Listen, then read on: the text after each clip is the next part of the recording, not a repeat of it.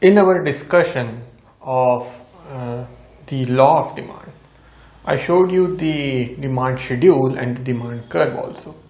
You might have noticed that the demand curve slopes downwards to the right.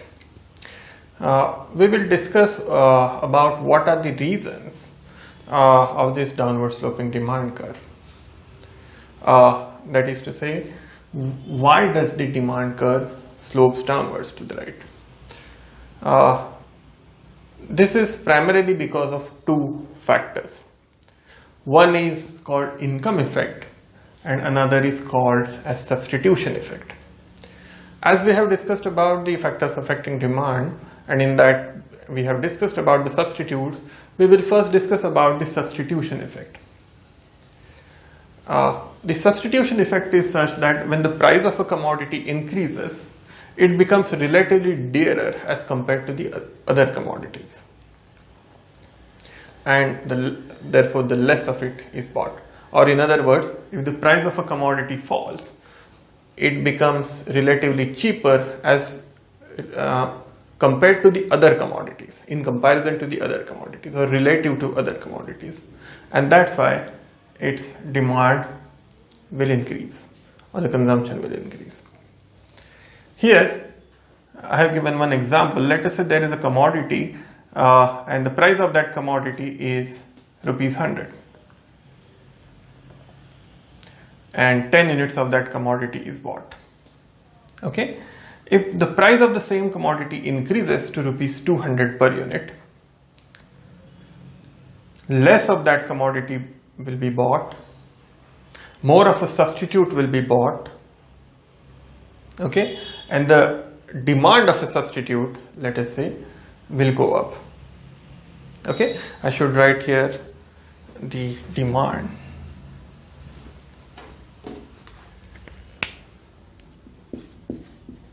for the substitute good will go up. Okay, so why this has happened? Not because there was originally because people wanted to buy this good substitute. This is because people wanted to buy this good priced at rupees 100 per unit, but since its price immediately doubled, the other good, let us say the substitute good, which was the price was, let us say, 120 rupees per unit, it became relatively cheaper because the price of this good has now become rupees 200. So the demand for this substitute good will go up. So as people shift for the consumption of the substitute goods, the demand for this good will decrease, and that's why as the price increases, the quantity demanded decreases. When the price was rupees 100, 10 units of it was bought, and when the price increased to rupees 200, 5 units were bought. Okay, that's just as an example. This is substitution effect. Marshall explained this downward sloping demand curve with the help of this substitution effect alone. That is, the main reason, according to him, for downward sloping substitution effect was, the downward sloping demand curve was substitution effect. Later on, Hicks and Allen also refined the demand theory and made further additions to it through indifference curve analysis. And they pointed out that there is another effect called income effect. That is to say, the income effect also plays a substantial role in downward sloping demand curve. So what is this income effect? Income effect is, let us say that this is simply rise in price leads to decrease in purchasing power and fall in price leads to increase in purchasing power. A given consumer generally has a fixed budget or fixed income, and if the price of the commodity increases in the market, prices of a particular commodity which he was buying earlier suddenly increases in the market, he feels somewhat poorer. Why? Because he will now buy less of it. He can now buy less of it. Or if the price of a particular commodity which he used to buy earlier falls, now he can buy more with the same income. That means if the price increases, the purchasing power of the consumer decreases. He can now buy less of that good. And if the price of a commodity falls in the market, with the fall in the price, the consumer can buy more of a commodity with the same income. So therefore, his purchasing power of his money, in a way, is increasing. Therefore, as the price goes up, the quantity demanded goes down. This is called as income effect. I will explain it with an example. Let us go back to the previous example where the price of a commodity was rupees 100, which it increased to rupees 200, and as a result, the demand for its substitute priced at rupees 120 increased. This was substitution effect. But let us imagine now, let us add income to this example. When the income of the consumer was rupees 1000, let us say income of our consumer is rupees 1000 and price of a good is rupees 100. So with his income rupees 1000, he can buy 10 units of the goods, 10 units of a commodity. Let us go back to the earlier example again. Let us imagine that the price of the same good increases, immediately doubles, or let us say doubles with a period of time. But the income of the consumer remains the same. Okay, what is the situation now? The price has doubled, so now he can buy only half of goods.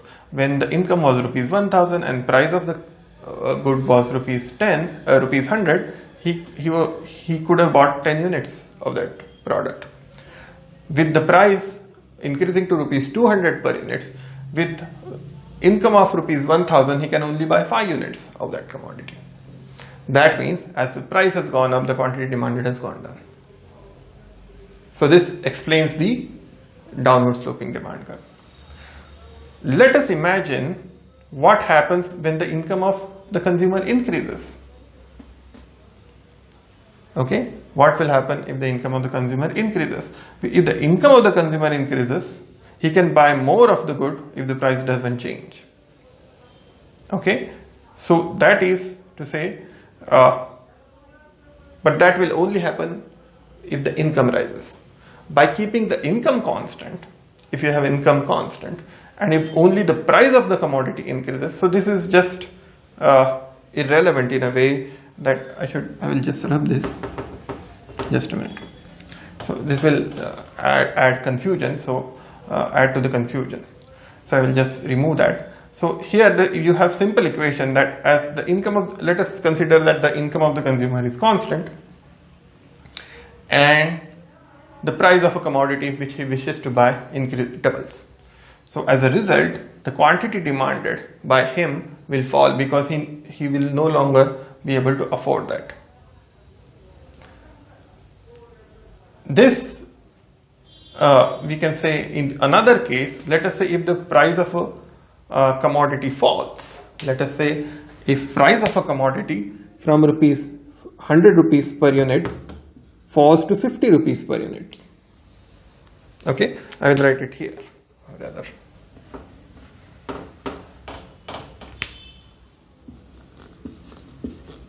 Okay, price falls.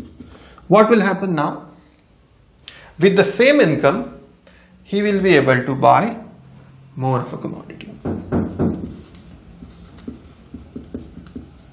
So that means as the price is going down, the purchasing power is increasing. Fall in price leads to increasing purchasing power, and as a result of that, the demand in the market for that commodity increases. So this justifies the law of demand. That means with increase in price, the consumer will either reduce his consumption, or with fall in price, he will increase his consumption, or if he doesn't increase, so you might say that, okay, if the price has gone down to rupees 50, why would he buy 20 units like if he doesn't need that? If he doesn't need that, he will buy less of, let us say he will buy 10 units of that commodity, and the rest of the money he will save. Okay, but the point is that his purchasing power has increased. He was able to save money, so that is basically the point here. So these are the reasons for downward sloping demand curve: income effect and substitution effect. There are few other aspects related to utility, but that we will discuss in a separate lecture.